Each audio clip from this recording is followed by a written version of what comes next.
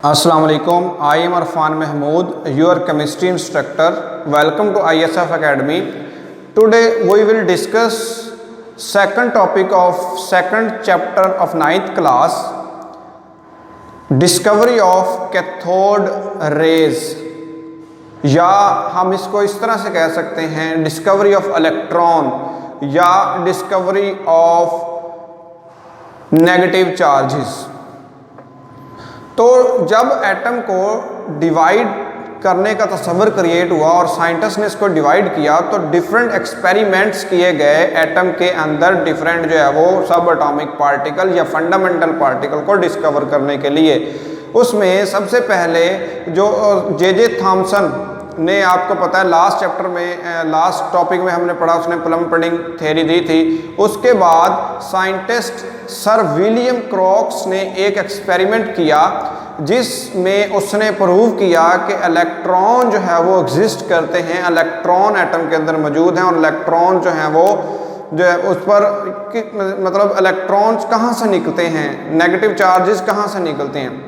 तो उसने एक सिंपल सा एक्सपेरिमेंट किया 1895 के अंदर. सर विलियम क्रॉक्स ने एक डिस्चार्ज ट्यूब ली.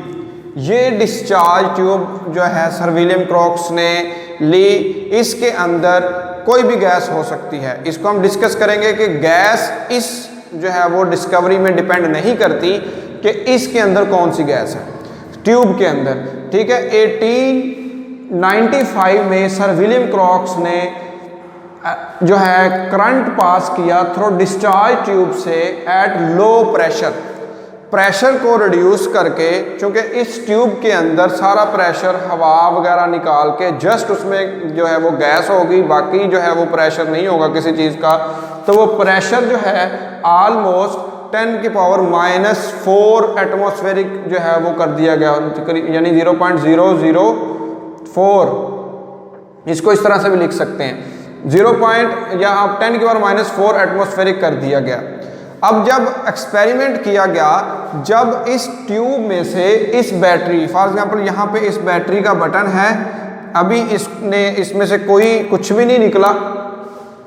ये आपका पहले इसको हम जो है वो इसकी स्ट्रक्चर को समझ लेते हैं. एक डिस्चार्ज ट्यूब है, ये वाली ट्यूब है डिस्चार्ज, यानी जिसमें चार्ज नहीं है, डिस्चार्ज ट्यूब. ठीक है, डिस्चार्ज ट्यूब है. इसके एक तरफ कैथोड लगा हुआ है और एक तरफ एनोड लगा हुआ है. ठीक हो गया.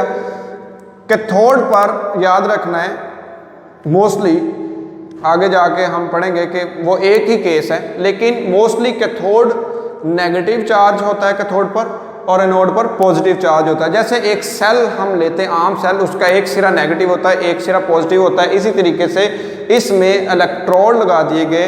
इस ट्यूब का एक सिरा कैथोड बना दिया गया, एक सिरा एनोड बना दिया गया और इसको हमने एक बैटरी के साथ जोड़ दिया. अब जब इस बैटरी के बटन को ऑन किया गया, इसके साथ जोड़ा गया हाई वोल्टेज, तो शाइनी रेज निकलना शुरू हुई. इस कैथोड से, एनोड से नहीं, कैथोड से चमकदार रेज निकलना शुरू हुई, जिससे ये अंदाज़ा हुआ कि ये जो रेज हैं ये कैथोड से निकल रही हैं, यानी जो है वो एनोड से नहीं निकल रही, कैथोड से निकल रही. अब कैथोड पर कौन सा चार्ज है? कैथोड पर नेगेटिव चार्ज है. इसका मतलब है कि ये वाली रेज नेगेटिव चार्जेस होंगे, नेगेटिव पार्टिकल्स होंगी. ठीक है, अब इसको बाद में फिर प्रोड्यूस जो है वो प्रूव किया गया कि ये वाकई नेगेटिव चार्ज है. तो यहाँ से जब इस डिस्चार्ज ट्यूब के अंदर हाई वोल्टेज करंट जो है वो छोड़ा गया तो कैथोड से कुछ रेज निकलना शुरू हुई, जिनको कैथोड रेज कहा गया. अब क्वेश्चन आता है why cathode rays are called cathode rays या why electrons are cathode rays called cathode rays because they originated from cathode. इनको cathode rays इसलिए कहा गया कि ये कैथोड से निकली हैं, एनोड से नहीं निकली. ना ही इस ट्यूब के अंदर जो गैस है वो आयनाइज हुई है. सिर्फ हमने इस टॉपिक के अंदर ये देखा कि ये कैथोड से जो रेज निकल रही है, इसलिए इनको कैथोड का नाम दिया गया। शाइनी रेज प्रोड्यूस हुई और इनको कैथोड रेज इसलिए कहा गया कि ये कैथोड से निकली थी। They are originated from cathode, they were originated from cathode. अब इसके कुछ जो है ना करैक्टरिस्टिक्स हैं, कुछ प्रॉपर्टीज़ हैं कि ये जो रेज निकली हैं, ये जो शॉएं इधर से निकली हैं, इनकी प्रॉपर्टीज़ क्या हैं, इनकी करैक्टरिस्टिक क्या है। सबसे पहले करैक्टरिस्टिक इसकी है कि ये वाली जो रेज है ना, ये सीधी लाइन में सफ़र करती हैं। ठीक है, सीधी line, straight line, perpendicular to cathode surface. ये कैथोड परपेंडिकुलर क्या होता है, कोई भी सरफेस हो उसके बिल्कुल ऑपोजिट, ये इसका परपेंडिकुलर है, इस तरह से है तो ये इसका परपेंडिकुलर है। अब देखें ये कैथोड रेज है, इसके परपेंडिकुलर ये है। ठीक है, ये परपेंडिकुलरली सीधी लाइन में जो है ना सफ़र करती हैं। ये वाली जो रेज निकली हैं इधर से, ये perpendicular to the cathode surface सीधी जो है ना वो ट्रैवल करती हैं। अब उसके बाद इसकी करैक्टरिस्टिक्स है कि अगर इस जो है वो रेज के दरमियान में कोई गैर शफाफ ऑब्जेक्ट रख दूं, ओपेक ऑब्जेक्ट रख दूं, ठीक है, ओपेक ऑब्जेक्ट रख दूं तो ये उसका साया बना देती हैं। जैसे आम ट्यूब हम देखते हैं, जो हम पहले, अगर आपने कहीं देखा हो, पहले जो ट्यूब्स होती थी उस मतलब वो एक डिस्चार्ज ट्यूब्स हैं, या ये एनर्जी सेवर ही लगा लें।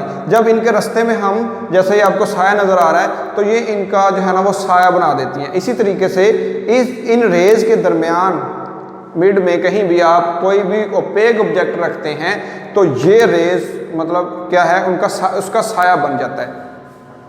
शार्प शेडो, शार्प शेडो का मतलब ये है कि लंबा साया। ठीक है, next is that deflected toward positive plate. अब एक एक्सपेरिमेंट बाद में किया गया कि एक जो है वो इलेक्ट्रिक फील्ड की पॉजिटिव प्लेट और एक नेगेटिव प्लेट, इधर से इनको गुजारा गया, एक पॉजिटिव और एक नेगेटिव। जब इधर से इनको गुजारा गया कैथोड रेज को, तो ये जनाब पॉजिटिव प्लेट की जानब झुक गई। किसकी जानब? पॉजिटिव प्लेट की जानब झुक गई। आप इसको कह लेंगे इस तरह ऐसे मुड़ गई। अब हमें यूनिवर्सल रूल है कि जो पॉजिटिव और नेगेटिव एक दूसरे को अट्रैक्ट करते हैं, और जो नेगेटिव है या पॉजिटिव है, जैसे same charges repel each other, opposite charges attract each other. तो इधर से हमें ये अंदाज़ा हो गया कि ये जो रेज हैं ये पॉजिटिव की जानब गई हैं। जब पॉजिटिव की जानब गई हैं, इसका मतलब इन पर कौन सा चार्ज होगा? नेगेटिव। ठीक है, क्योंकि पॉजिटिव नेगेटिव को अट्रैक्ट करता है, ये इस तरफ नहीं गई क्योंकि इधर नेगेटिव चार्ज है। इसने इधर से इसको रिपेल किया और इधर इसने अट्रैक्ट किया। तो जब हमने इसको मैग्नेटिक फील्ड या इलेक्ट्रिक फील्ड के अंदर रखा तो ये पॉजिटिव प्लेट की जानब जो है ना इनका झुकाव हो गया, जिससे ये साबित हुआ कि इन रेज पर नेगेटिव चार्ज है। डिफ्लेक्टेड टुवर्ड पॉजिटिव प्लेट इन इलेक्ट्रिक और मैग्नेटिक फील्ड में जो है ना पॉजिटिव प्लेट की जानब ये झुक गई, जिससे हमें पता चला कि इन पर कौन सा चार्ज है? नेगेटिव चार्ज है। उसके बाद नेक्स्ट इसकी करैक्टरिस्टिक्स है कि अगर इनके दरमियान में मैं कोई चीज़ रखता हूँ, फॉर एग्जाम्पल अपना हाथ रखता हूँ इनके दरमियान में, तो ये मेरे हाथ का टेम्परेचर रेज कर देंगी, बढ़ा देंगी। ठीक है, तो these raise rise the temperature. ठीक है, टेम्परेचर को क्या कर देती हैं? राइज कर देती हैं। जे थॉम्सन एक साइंटिस्ट हैं, इसने charge to mass ratio discover की इसकी। उसके बाद अगर ये रेज इस तरह होती हैं, फॉर एग्जांपल ये डगमगाती हैं या इस तरफ आ जाती हैं या इस तरफ आ जाती हैं, जब ये इस वाल के साथ टकराएंगी तो ये जो है वो रोशनी प्रोड्यूस करेंगी, शाइनिंग प्रोड्यूस करेंगी। When these raise strike with the valve of discharge tube they produce light. अब सबसे मेन पॉइंट ये है कि इस ट्यूब के अंदर और भी कोई गैस हो सकती है, जैसे हीलियम गैस है, हाइड्रोजन गैस है, नियोन गैस है। इस ट्यूब के अंदर कोई गैस हो सकती है, जैसे मैंने आपको पहले कहा, कोई भी गैस इसमें हो तो ये मैटर नहीं करता, कैथोड से रेज निकलनी ही निकलनी है।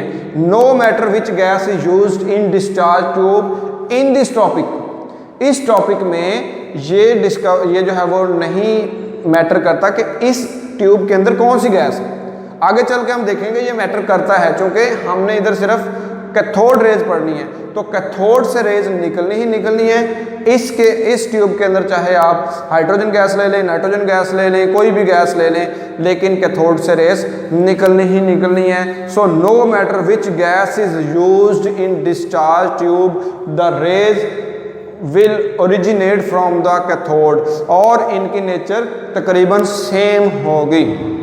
तो ये था आज का टॉपिक, जिसमें हमने पढ़ा कि कैथोड रेज को किसने डिस्कवर किया और कैसे डिस्कवर किया। उम्मीद करता हूं कि आपको समझ आ गया होगा। Thank you very much. अल्लाह हाफिज़।